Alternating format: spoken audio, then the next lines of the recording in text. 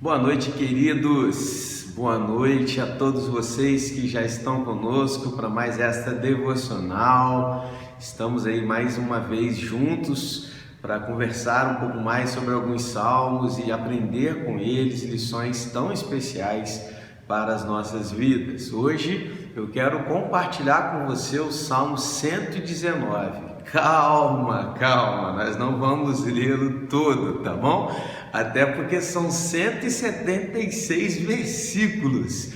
Mas nós vamos começar de bloco em bloco. Eu vou te explicar tudo aí a respeito desse salmo, por que ele é tão grande e quais as razões por trás desse salmo tão especial. Nós estamos no mês de novembro, eu quero convidar você para nesse mês estar ainda mais atento a tudo que estamos fazendo e realizando. É mês de aniversário da igreja e nesse mês nós completaremos 24 anos de organização aqui no São Luís, em Volta Redonda, e nós vamos comemorar isso, vamos mostrar para você como faremos e com certeza você faz parte dessa história, você vai participar conosco desse momento tão especial na vida da IBB. Sejam muito bem-vindos. Aproveito para pedir a você que compartilhe este e todos os outros vídeos com mais pessoas, para que a gente possa alcançar ainda mais um número especial de pessoas para que possam receber essa palavra, não apenas essa, mas tantas outras palavras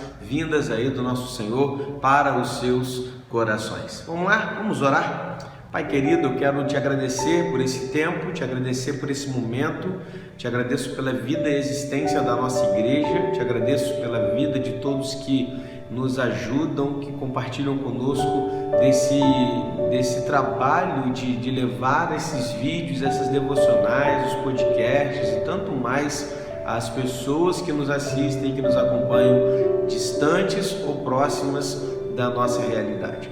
Abençoe cada uma dessas vidas, cuide, Deus, das nossas também e fale conosco nessa noite através da Tua palavra. Assim oramos em nome de Jesus. Amém, Senhor.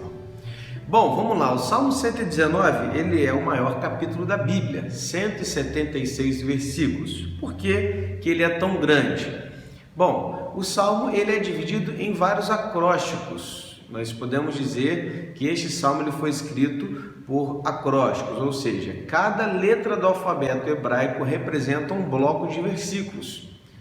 Então, os versículos de 1 a 8 são para a primeira letra do alfabeto da primeira letra, o Aleph. Os outros 8 versículos do segundo bloco são da outra letra, a letra Bet. É como que se fosse para nós, do A ao Z, cada bloco de 8 versículos começando com uma letra. Então, para exemplificar mais fácil ainda para a nossa realidade, é como se o Salmo tivesse sido escrito assim: 8 versículos, 8 versos que comecem com a letra A, depois 8 versos que começam com a letra B, depois com a letra C, e de 8 em 8 assim foram feitos sucessivamente. Como são 22 letras no alfabeto hebraico, totalizou-se então 176 versículos. Cada bloquinho de 8 versículos corresponde a uma letra do alfabeto hebraico. Talvez na sua Bíblia, não todas, mas a grande maioria delas, vem em cima de cada 8 versículos, de cada bloquinho, a letra correspondente àquele bloco. Então a primeira vem aí Aleph, Bet, Gimel, são aí as letras do alfabeto hebraico que são em sequência até a última lá que nós vamos estudar, tá ok? Então está aí a razão pela qual o Salmo é tão grande. Então você já ficou mais atento e já compreendeu melhor então a característica deste Salmo. Bom, o tema e a ênfase principal deste Salmo está no ministério da palavra de Deus na vida dos filhos de Deus. Então a ênfase principal é esta, ou seja, levar a todos os leitores que pertencem a Deus a viver uma vida piedosa, irrepreensível, segundo os preceitos e os princípios da própria palavra de Deus. Este é o tema, esta é a ênfase principal do Salmo 119. Para você ter uma ideia, o autor, que para nós é desconhecido, não sabemos quem é o autor deste salmo, Embora há uma tendência, e até alguns mais novos estudiosos agora defendem que é Jeremias o autor deste salmo, mas nós não temos como fechar isso, não temos como gabaritar, então preferimos dizer que não sabemos o autor deste salmo. O que sabemos apenas é que o autor deste salmo é alguém digno de ser imitado, ou ao menos respeitado como um exemplo de alguém que valorizou a palavra de Deus, que trouxe para nós o valor inestimável da palavra de Deus. Este autor, ele chama a palavra de Deus em 8 termos diferentes, com 8 termos diferentes.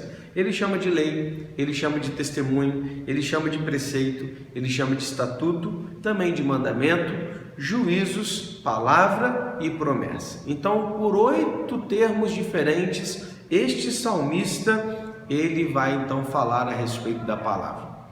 Sabe uma coisa que é interessante? No geral a gente vai ler lei, preceitos, mandamentos, e normalmente quando a gente fala sobre lei nos causa um pouco de temor, de medo.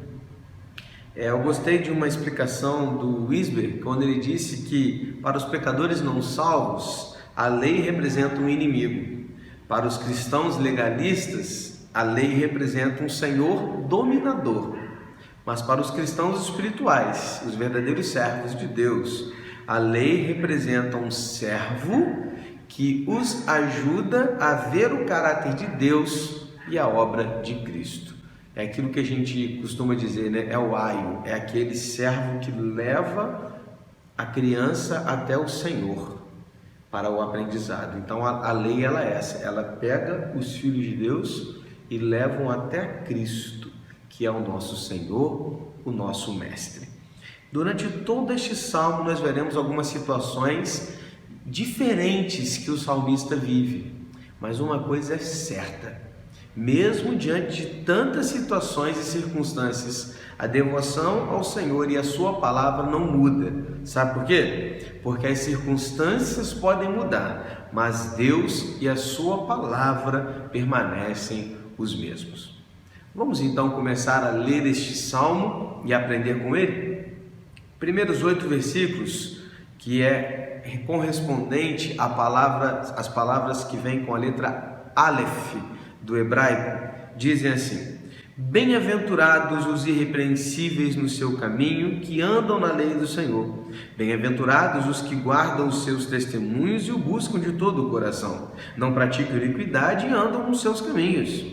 Tu ordenaste os teus preceitos para que cumpramos a risca. Quem dera fossem firmes os meus passos, para que eu observe os teus decretos. Então não terei de me envergonhar quando considerar todos os teus mandamentos.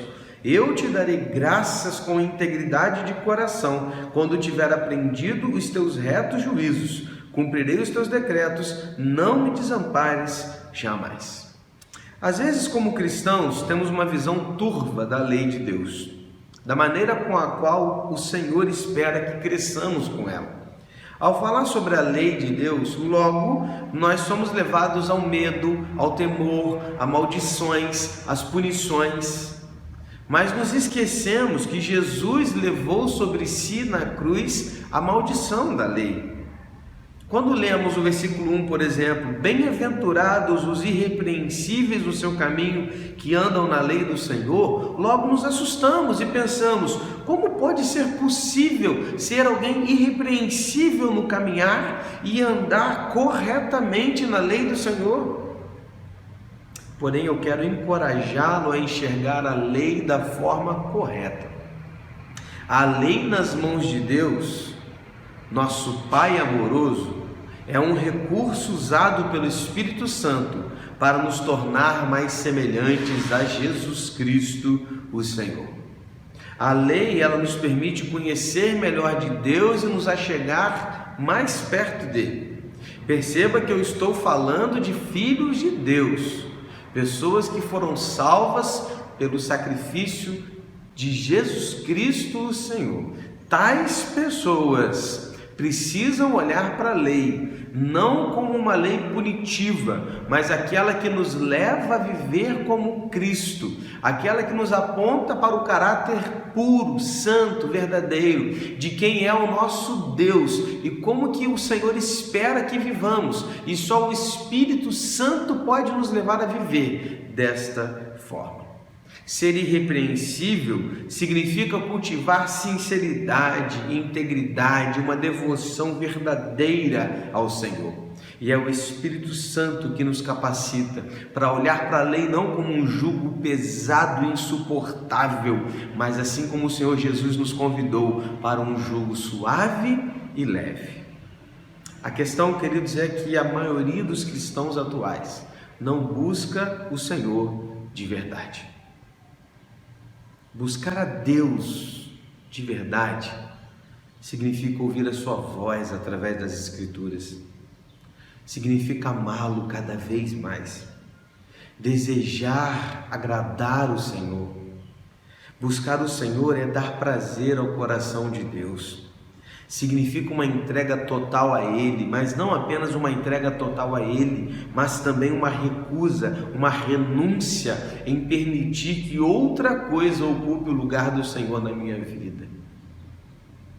E ainda assim, mesmo buscando o Senhor da forma verdadeira, nós precisamos ter a compreensão de que buscar Deus de verdade não nos livra dos perigos e das decepções da vida. O que o salmista nos ensina aqui, queridos, é a questão que fica aqui muito latente nas nossas vidas, é que nós seremos felizes se vivermos segundo os preceitos de Deus, tais preceitos que não estão aqui agora para nos salvar, porque quem salva é Cristo, mas estes preceitos são aqueles que revelam o caráter de Deus, e tendo a revelação do caráter de Deus em mãos, eu passo agora a buscar viver conforme esta lei, que vai me levar a ser cada vez mais parecido com Cristo. Aí que está a verdadeira razão da lei, que não é salvar-nos, mas é mostrar a cada um de nós o caráter verdadeiro de Deus, e que o Espírito Santo vai nos capacitar a viver assim para a glória de Deus.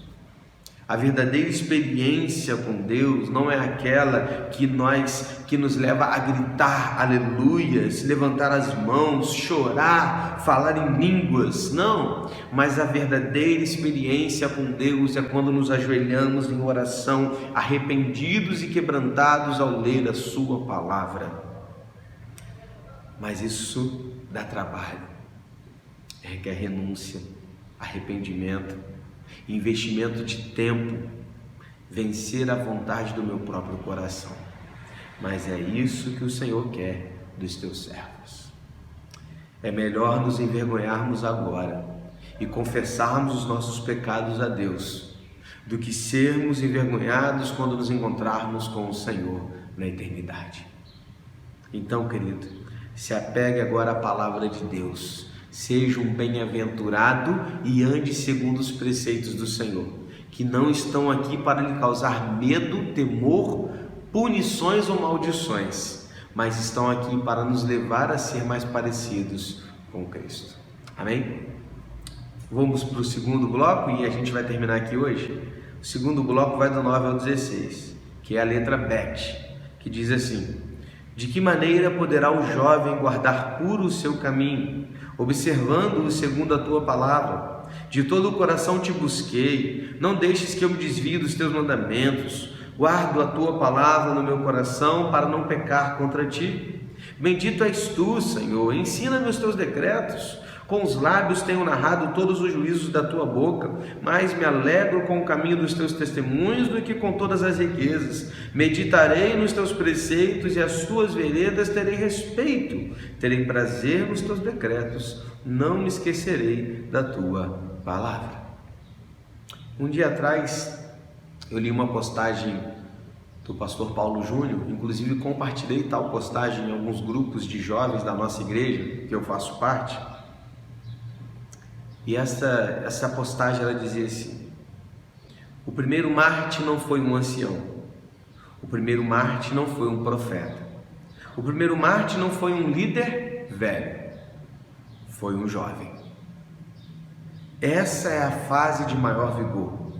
Os jovens da Bíblia não são fracos, desinteressados pela palavra. Vocês têm a força. Sejam apaixonadamente um cristão. Pregue com toda força, vigor e coragem, disse o pastor Paulo Júnior. Sabe, querido, eu li isso e na hora eu quis compartilhar com os meus jovens. Porque eu fico me perguntando onde estão os jovens da nossa geração. Perceba que o primeiro Marte aqui, citado por esse pastor, em qual ele está se referindo a Estevão, não era um profeta, ele não era um ancião, ele não era um velho, ele era um jovem. Um jovem que decidiu viver para Cristo e de viver a sua vida única e exclusivamente para o Senhor. E eu fico me perguntando, onde estão os nossos jovens? Onde você está, jovem? Se é que algum jovem está assistindo às nossas devocionais. Qual é o seu objetivo de vida? Onde está o seu prazer? Qual é a sua razão de viver? Para onde você está caminhando? Queridos, nós precisamos nos atentar para isso. E jovem, se você me assiste nesta hora, se você me ouve pelo podcast, ou seja lá por onde você esteja agora atento a essa palavra, deixa eu te falar uma coisa, querido, volte-se para Deus, porque não há outro caminho o qual levará você a uma vida constante, feliz, uma vida de prazer, uma vida satisfeita, uma vida que realmente vai exalar a verdade na sua palavra, da palavra do Senhor no seu coração. Não há, você pode procurar em qualquer lugar, você não será feliz distante de Cristo. Não! Você pode ter prazeres momentâneos, você pode experimentar um desejo do seu coração, você pode experimentar vícios da vida, as quais lhe prenderam, você pode experimentar qualquer coisa, mas você não experimentará a verdadeira satisfação de vida que somente aqueles que se rendem ao Criador podem experimentar. Queridos, o salmista agora ele olha para o jovem e ele dá uma palavra exclusiva aos jovens. No versículo 9 ele questiona uma coisa, ele faz uma pergunta e ele mesmo responde essa pergunta. A pergunta é: de que maneira poderá um jovem guardar puro o seu caminho? Quais são as suas instruções? Veja, primeiro, observando segundo a tua palavra. Olhe para si mesmo a partir da palavra de Deus, jovem. Não compare-se com outra pessoa ou qualquer tipo de ideologia. Não fique comparando sua vida com os chamados influencers de hoje, que nada tem de bom para te oferecer, mas apenas uma vida de entretenimento barato. Mas quando eu olho para a palavra e eu olho para mim a partir da palavra, olhar para si mesmo a partir do óculos da palavra de Deus, me faz pensar e me questionar sobre o que eu tenho vivido e como tenho vivido. Cara, olhar para a sua vida e observá-lo segundo a palavra de Deus irá levá-lo a refletir sobre seus atos, palavras, escolhas, namoro, estudos, família, igreja, profissão, carreira, dinheiro e tudo que você pode imaginar. Como pode um jovem viver então segundo os caminhos e os preceitos de Deus? Primeiro, observe a sua vida com os óculos da palavra. Segundo, de todo o coração te busquei, versículo 10, precisamos de um coração que busca o Senhor, porque quando isso acontece, os nossos pés não se desviam dos caminhos de Deus. Um coração assim é capaz de ver Deus em todas as circunstâncias da vida, de aprender cada vez mais de Deus e ter comunhão com o Pai. Jovem, presta atenção, se você buscar o Senhor de todo o seu coração, nada nesse mundo será capaz de tirar a sua paz, e você viverá para Ele em todas as áreas da sua vida. Sabe o que eu muito ouço de jovens? Pastor, eu não tenho alegria. Eu já pensei em tirar a minha vida. Eu não tenho razão de viver. Tá tudo errado para mim. As pessoas não me compreendem, as pessoas não me valorizam, ninguém me quer, eu não consigo ser feliz, eu não consigo viver de acordo com aquilo que eu espero. Queridos, presta atenção. Busque o Senhor de todo o seu coração e você irá experimentar uma razão de viver da qual você nunca pensou na vida. Onde estão os jovens que renunciam suas vidas, suas carreiras por amor a Deus e saem por aí para pregar o evangelho em outros países, se tornam missionários, se tornam pastores, se tornam líderes nas suas igrejas através da profissão que obtiveram, ou então são grandes políticos que levam ali os preceitos da palavra de Deus? Onde estão os jovens que irão impactar o nosso país, o nosso mundo, com a sua profissão, com a sua carreira, com a sua vida, seja sendo um médico, sendo um engenheiro, sendo um biólogo, sendo um político, sendo o que for? Onde estarão os nossos jovens? Onde você está, querido? Para onde você está caminhando? Qual é o seu desejo? Sabe, quanto mais o tempo passa e menos jovens são chamados para ministérios específicos da igreja do Senhor. Onde está você? Onde está o seu coração? Ele faz um pedido depois assim, no versículo 10 ainda: não deixes que eu me desvie dos teus mandamentos. Olha, seja alguém humilde e peça a Deus ajuda, porque sozinhos nós não vamos conseguir. A vitória sobre o pecado não se dá por meio das nossas promessas a Deus, mas da promessa que Deus fez a nós. Peça ajuda a Deus. Você e eu não somos Davi diante do gigante, o qual entramos e quebramos tudo. Nós somos o exército com medo, temendo e amedrontado atrás, que não consegue enfrentar o gigante da forma correta. Davi representa Jesus, que luta as nossas batalhas, que enfrenta os nossos gigantes, que vai adiante e vence por nós o que ele já fez na cruz, e agora nos tornou pessoas e servos mais que vencedores em Cristo Jesus. Você precisa de ajuda. Presta atenção, jovem, presta atenção, meu irmão, minha irmã, você que me assiste, você que me ouve, você precisa de ajuda. Sozinho não dá, não dá.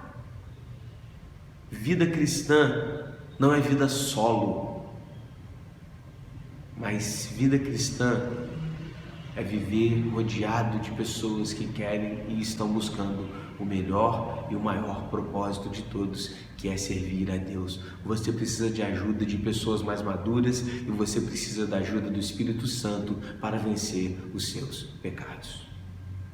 11.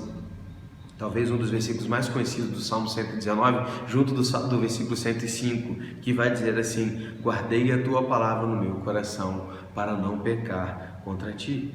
A palavra é o bem mais precioso que você terá nessa terra. Tudo que tem valor inestimável nós guardamos no coração. As coisas mais preciosas da vida não estão no banco ou no cofre, mas estão no coração. Se você quer viver uma vida irrepreensível e santa, você precisa guardar a palavra de Deus no seu coração, porque a palavra de Deus tem um valor inestimável nesta vida e na eternidade. E os versos finais desse bloco destacam a alegria e o prazer que devemos ter na palavra de Deus. Olha, mais, versículo 14 em diante: mais me alegro com o caminho dos teus testemunhos do que com todas as riquezas. Meditarei nos teus preceitos, as tuas veredas terei respeito. E o versículo 16: terei prazer nos teus decretos e não me esquecerei da tua palavra. Tudo o que nos dá prazer cativa a nossa mente, nossos pensamentos e a nossa meditação. O Filho de Deus tem prazer na palavra de Deus. O jovem de Deus se deleita na palavra de Deus. O servo fiel se alegra em caminhar nos caminhos da palavra. Para muitos, seguir os preceitos de Deus é um sacrifício, é um tédio, é uma lástima, é uma dificuldade. Mas para os verdadeiros servos, caminhar com Cristo e respeitar os seus preceitos é um verdadeiro deleite, é um prazer, É uma alegria andar nos caminhos do Senhor. Como tem sido para você? Servir a Deus é um sacrifício, uma lástima, uma dificuldade? Ou servir a Deus é um prazer, uma alegria, uma das melhores coisas da sua vida? Isso diz muito sobre quem é você e sobre a quem você pertence. Qual vai ser a sua decisão? Vamos orar? Pai querido, Pai amado, que lições podemos aprender e crescer aqui com este início do Salmo 119? Como crescemos, como aprendemos, como nos desenvolvemos. E aqui nós queremos dedicar as nossas vidas ao Senhor, pois queremos viver para Ti, nos Teus preceitos, nos Teus mandamentos, na Tua palavra que é viva e eficaz, eterna, que transcende os tempos e que nós podemos viver circunstâncias diversas e adversas, mas a Tua palavra permanece para sempre. Ajuda-nos, jovens, adultos, crianças, juniores, sejam quais forem as nossas faixas etárias, queremos servir ao Senhor. Ajuda-nos, porque sozinhos nós não conseguiremos. É assim que eu oro, no nome de Jesus. Amém, Senhor. Que Deus abençoe a sua vida, que você se deleite, tenha prazer na palavra de Deus, esta que tem um valor inestimável. Até a próxima. Tchau, tchau.